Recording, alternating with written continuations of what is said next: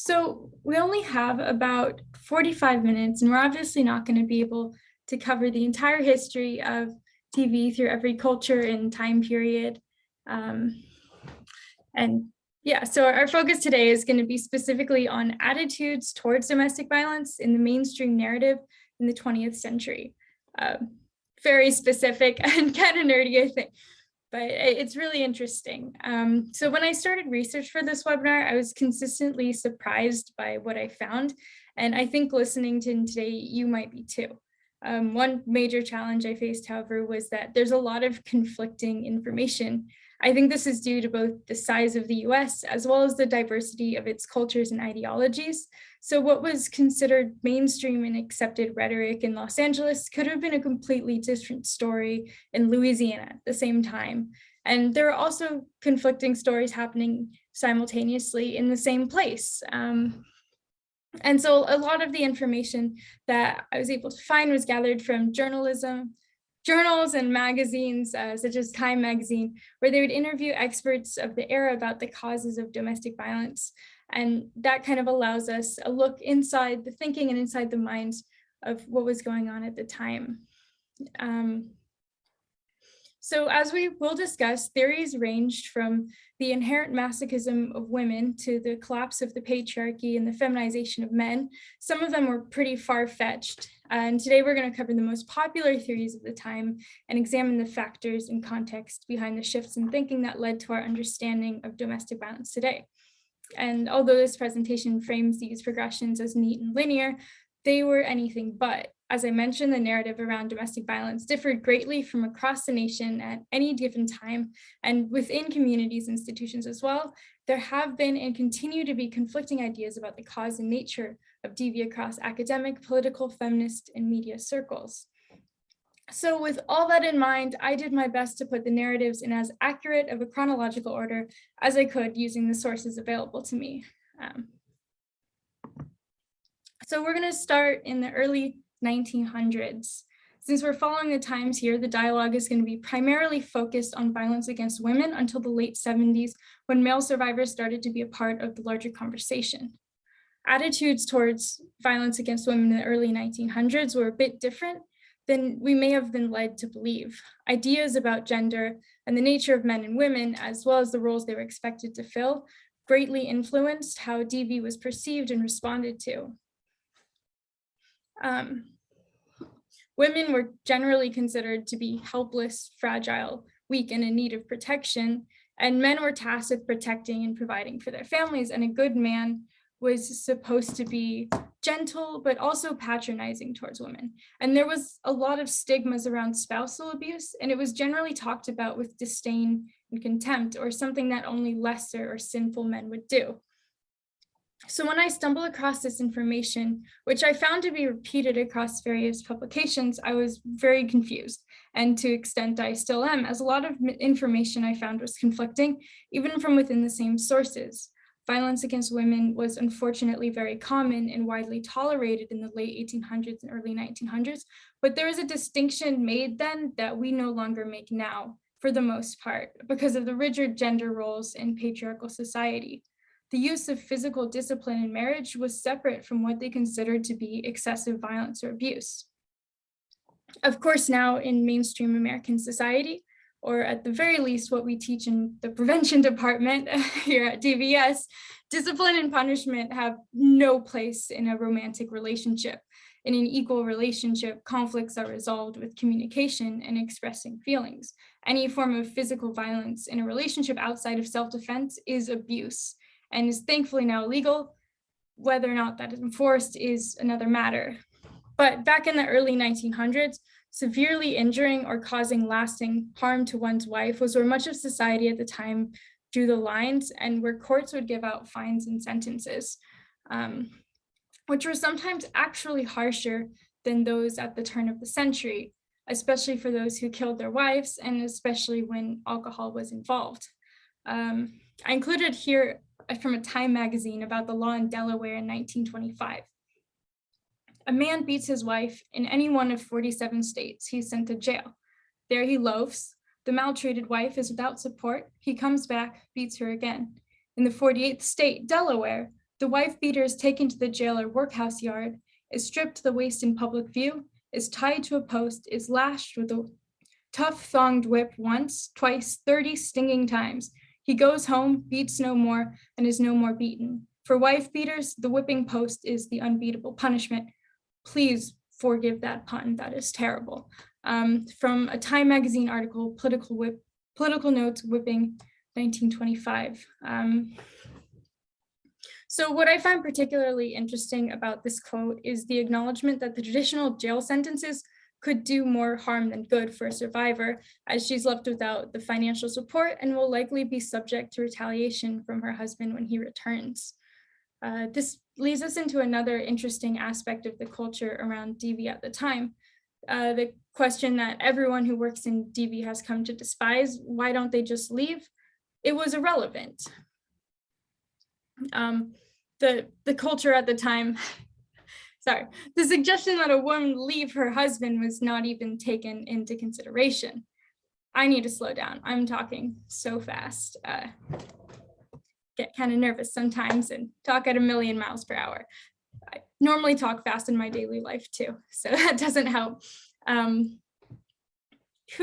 So the stigma and laws around divorce made legal separation essentially unattainable, and it would be extremely difficult for a single woman to provide for herself or her children. She'd be excluded from many parts of society, and there would be very few jobs that paid women living wages. With this in mind, the state and the courts saw protecting vulnerable women from violent husbands as part of their role. That being the case, victim blaming was still rampant, with women often given the advice not to provoke their husbands or to try harder to keep him happy, especially in response to instances that were not considered severe enough to warrant punishment. And as with today, there are also stereotypes around perfect victims, who deserved empathy and who it was withheld from. Women of color, low-income women, women who drank or used substances, and women who were in non-marriage relationships or who had a reputation for promiscuity were often blamed for their own circumstance or did not receive any help from the law whatsoever.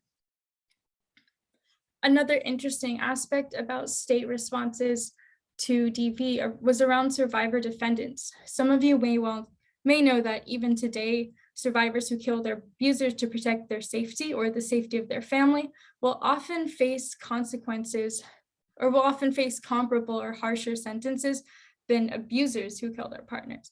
I was surprised to learn that this wasn't necessarily the case during the 1900s, and here's a quote that examines that deeper.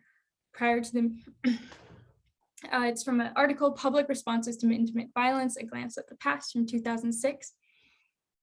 Prior to the mid-20th century, women who used violence were sometimes depicted as insane or hysterical. Yet despite the focus in feminist scholarship on sexist images of female mental instability, 19th and early 20th century women who killed abusers often obtained acquittals on self-defense ground rather than being forced to plead insanity. Abused women could and did present evidence of past abuse to help juries understand why they used lethal violence against their male intimate partners. Even in non-confrontational cases, the unwritten law justifying a wronged woman in retaliation for abuse allowed many female defendants to obtain acquittal when the facts of their cases did not comport with the black letter self-defense doctrine. Indeed, the dilemma of wives who depended financially on and feared physical retaliation by abusive men was commonly understood as a rational one, as opposed to being associated with a syndrome. We're going to talk a lot about the rational part of that today, and it really is surprising to me that when I read this, I thought, wow, how progressive for the times, because as we go forward, the attitudes towards women in abusive situations is going to get pretty scary and pretty disturbing as well. Of course, it was at the time as well. It was very disturbing at the time. In the 1900s. So, and also before moving on there, for those of you who are familiar with DV, you probably know that physical violence is only one aspect of abusive relationships, yet So far, I've only been talking about physical violence, isolation, economic control, enforcement of rigid gender roles, extreme power imbalances, all of which would be considered abusive today, were in many ways the default state of what relationships look like for women at this time. And that brings up a really interesting question of, if that was the default state of relationships, was pretty much every woman in an abusive relationship? And I thought about this and I don't know how to answer that, but I do think it needs to be addressed because those other aspects of abusive relationships, the economic control and isolation, are very important to acknowledge and should not be cast aside, because physical violence is not the only thing that makes a relationship abusive. But again, I'm not totally sure where to start with answering that question.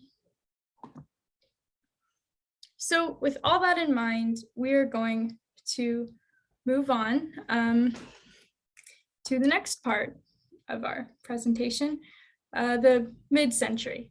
So there were a lot of changes that take place for American women as the 20th century continued.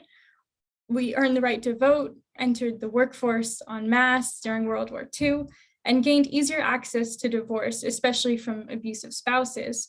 But the improving status and mobility of women led to a major shift in the narrative around abuse. The exit myth was born. All the reforms and improvements in women's lives led to the public assumption that if a woman was in an abusive relationship, she could just get a divorce and find a job to support herself. And just like that, domestic violence was solved overnight. Wow, except it wasn't. Obviously, even though there were many barriers that had been lifted for women in DV situations, there were still a lot that remained. For starters, how is a person supposed to get a good job if they have no work experience? How do they find a place to live?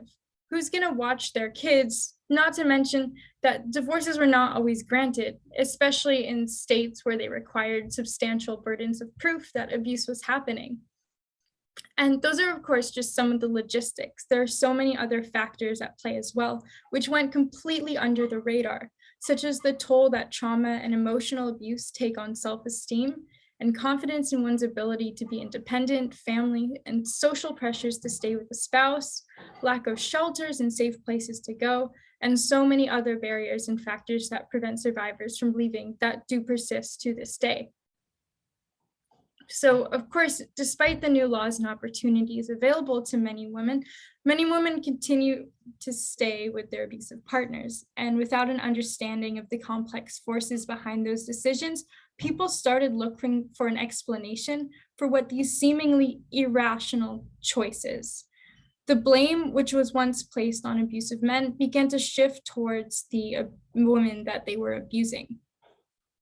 One theory sought to explain abusive dynamics, encouraged in part by Freudian ideas, was that women were inherently masochistic and pushed their spouses until they reacted violently. Take this quote from a Time article published in 1964 titled "The Wife Beater and His Wife." Usually the wife was boss and her weak-willed husband was content to play the subservient role until he had a few drinks. Then role altercation would take place and the husband would insist belligerently upon his conjugal rights. The wife, whose father had usually been a wife beater, would resist. The ensuing fight had, however, helpful overtones. The periods of violent behavior by the husband, the doctor observed, served to release him momentarily from his anxiety about his ineffectiveness as a man, while giving his wife apparent masochistic gratification and helping probably to deal with the guilt arising from the intense hostility expressed in her controlling, castrating behavior. There is so much going on here, so much. That's such a disturbing quote, especially coming from a medical professional of the time, advising one of the country's most popular magazines. But unfortunately, some of this thinking has actually lingered closer to the present than one might expect. It wasn't until 2005 that masochistic personality disorder was removed as a valid diagnosis from the DSM. And even that was a battle hard fought by feminists against a well-established and influential psychiatric establishment. So this narrative shift not only affected the therapeutic and academic understanding of DV, it also had very real and serious consequences for women who turned to law enforcement for help and protection from abusive husbands. Police, who earlier in the century may have understood their role as protectors of innocent and vulnerable women trapped in marriages with cruel and violent spouses, were now starting to resent responding to DV calls. It seemed like the women who were calling them had no real intention of keeping themselves safe because any rational woman would leave an abusive man. Plus, the abusers oftentimes framed the situations as though the violence was mutual or they were acting in self-defense against their crazy partner. And so the exit myth took its toll. I forgot to add, if you do have any questions or comments or just anything to say, please put them in the chat. I love hearing from you and I'm happy to be more interactive. I know I've just been talking at you at a million miles per hour. But yeah, please add anything in the chat if you have any comments or questions. So yeah, just to look at this quote really fast from the exit myth, police and prosecutors may have really believed that domestic violence arose from gendered maladies such as menopause, as one NYPD training manual from the 1970s suggested, and that wives need a beating now and then to keep them in line. In any event, law enforcers increasingly favored so-called therapeutic modes of crisis intervention, such as separating the couple and walking the man around the block for what was then perceived to be family squabbles. Rather than crimes, judges referred male defendants to diversion programs or at most gave them lenient sentences and blamed domestic battery on the wife's provocative behavior or simply unmerited stress. Whereas battered wives who had once been perceived as rational actors by a paternalistic yet sympathetic system, their inability to escape their batterers had been pathologized and their use of self-defensive violence condemned by the second half of the 20th century. So elsewhere, among more conservative circles, another theory was evolving. As violence against women gained more media attention, and as feminists continued making strides in women's rights and liberation, some people saw an increase in attention and reporting of abuse as evidence that domestic violence was a new and growing problem, that it was being caused by the collapse of the traditional family brought on by feminists. In some parts of the country, this led to backlash against liberal divorce laws and gender equality.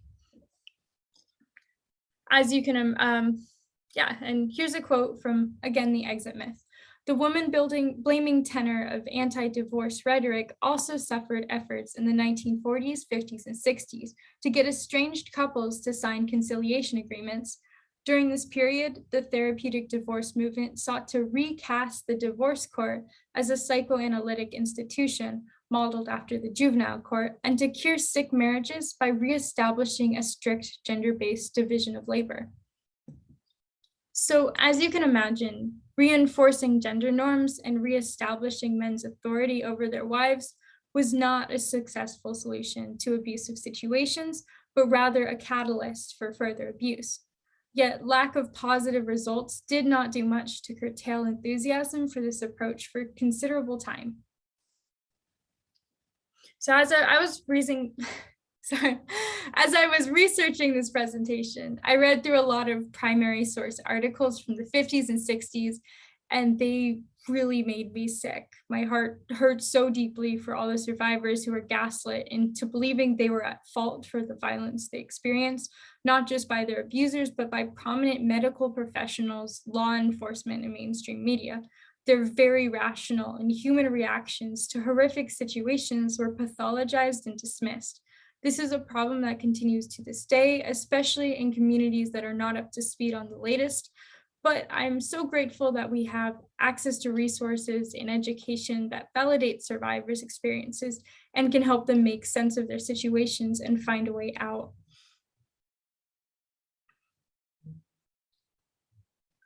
So entering into the late 70s, there was another major shift underway. This time period was a major period of social, cultural, and legislative change around DV, as more and more survivors came out with their stories and media outlets gave serious coverage and consideration to family violence.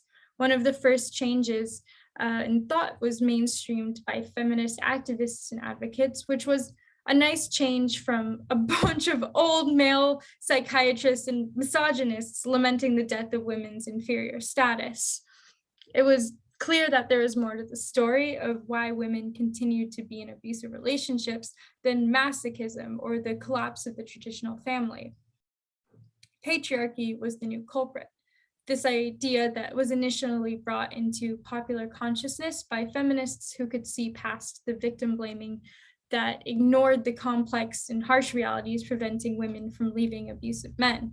They understood DV not as a problem of human nature or pathology, but rather as a result of social conditioning that funneled men and women into oppressive and artificial gender roles, which provided an environment where violence could easily infect them both, easily infect the home.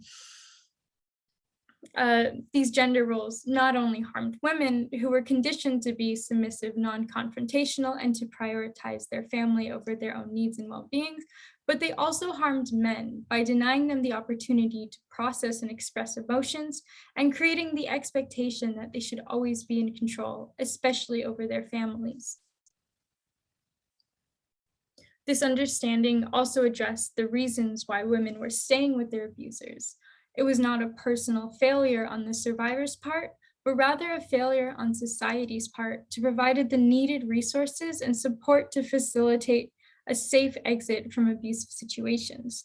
It also recognized the immense social pressures that women faced to try to keep their family together and the incredibly harmful results of a culture that told them the abuse was their fault as a result of masochistic psychological disturbances or their personal failures to be a good housewife, mother, lover, or girlfriend.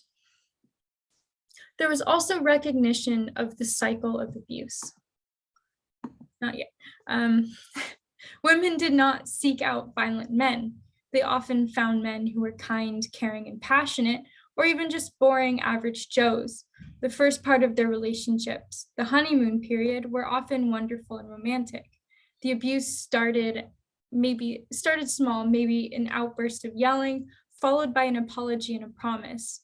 The next time the outburst was bigger and the apology just as sincere.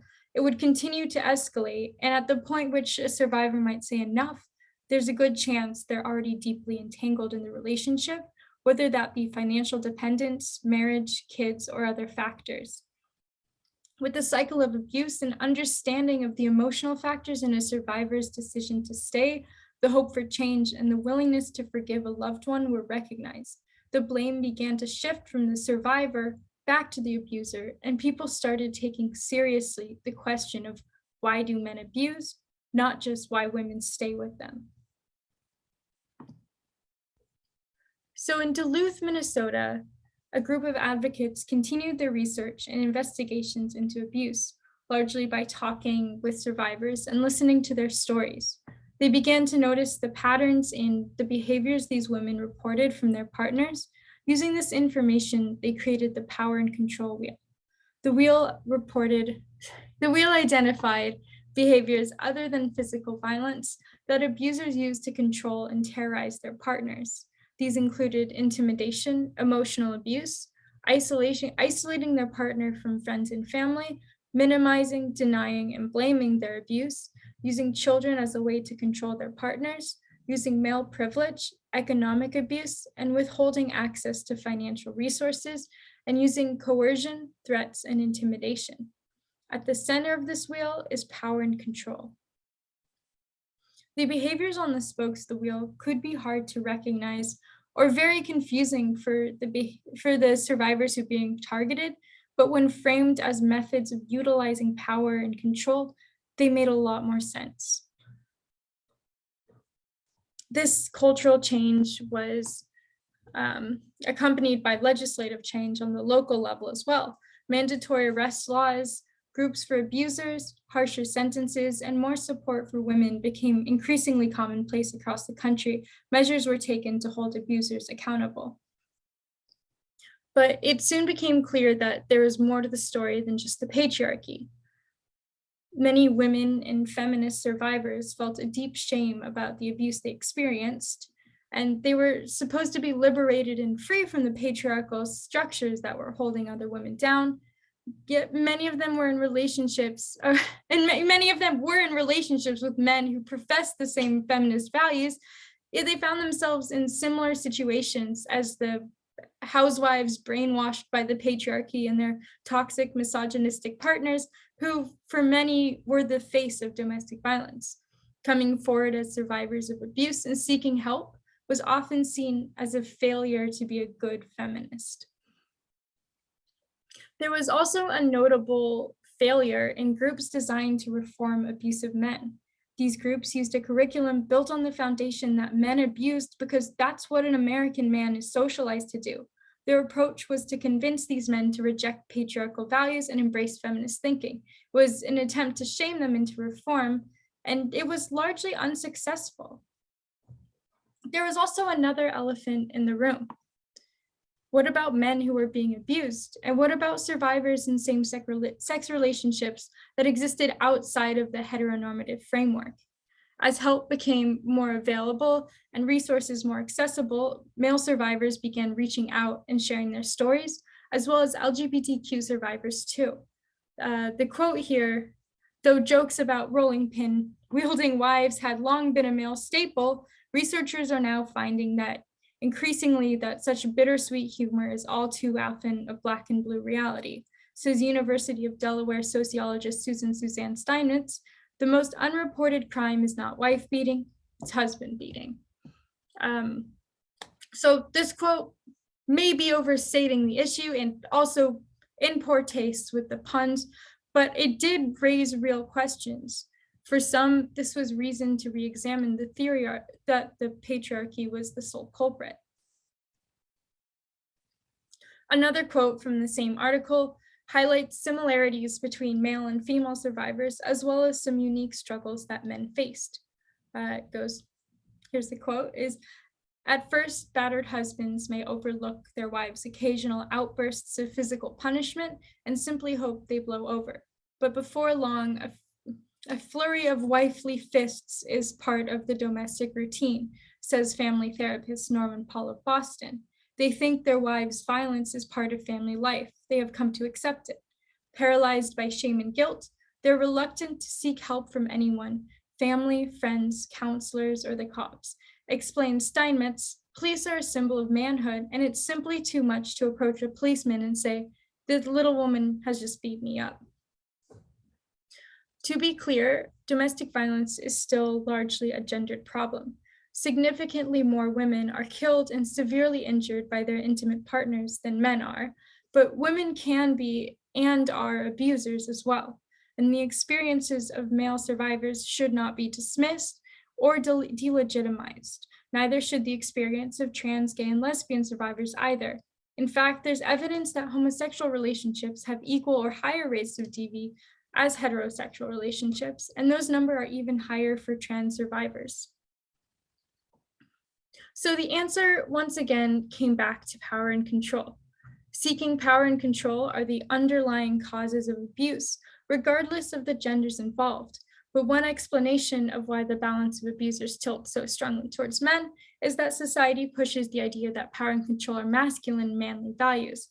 Men are often promised a life where they will be the leader of their family, the authority figure, the final decision maker, and they're expected to always be in control and to have a handle on situations. It's easy to see how that could result in more men being abusive than women, but anyone can have that desire for power and control in relationships, and anyone can use the tactics from power and control wheel to obtain it, not just men. Whoops. So to be frank, I had a very difficult time finding information and sources about where to go from this point in the presentation. A lot of the information got increasingly contradictory and confusing, and not to say that it was contradicting and some of it was untrue, but just that there was so much going on at the time, it's really hard to pinpoint major changes and major thoughts in the narratives. And I think, yeah, as I mentioned in the beginning of the presentation, these changes did not happen linearly. In some communities and circles in the US, the thinking hasn't really changed much at all. And the way a city handles DV pretty much varies from city to city, same how with police departments and with individual officers respond. So at this point, I'm going to wrap things up. I hope you learned something from today. I know it was a lot of information thrown at you in a short period of time, and I know I talk so fast that you might have only heard every other word, so I apologize for that. And I once again want to acknowledge that this is not a comprehensive linear timeline. This webinar just covered some of the major mainstream narratives from the early 1900s to the mid 80s. And please type in any questions or comments or thoughts you have in the chat. And as always, if you feel unsafe in your relationship or if you're worried about the safety of someone you know, do not hesitate to call our free 24-hour support line. And any other questions, send me an email at annie@dvs-snoco.org. And our hotline is 425-252-2873 or 425-25-abuse. And don't forget to follow us on Instagram. We have a lot of lovely posts there all of the time. Yeah. So thank you all, and I will hang around for a bit in case anyone has any extra thoughts or questions.